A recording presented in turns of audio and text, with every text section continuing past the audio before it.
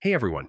In this 2026 guide, I'm going to show you how to search your Outlook emails by date, when you need to find something from a specific day or time range. So, first, open Outlook and head to your inbox. At the top, you'll see the search bar. Click inside it, and Outlook will open the search tools automatically. Now, if you want to search by a single date, just type received followed by the date. For example, received 2026-0105. Yeah, Outlook reads it like a filter, and it'll show only the emails from that exact day. If you want a date range, it's almost the same.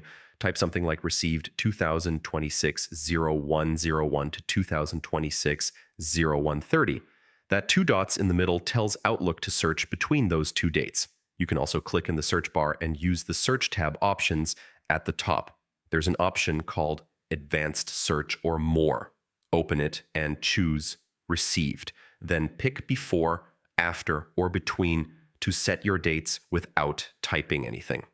On Outlook Web, it works the same way. Use the search bar and type Received plus the date, or click the filter icon and choose the date range manually.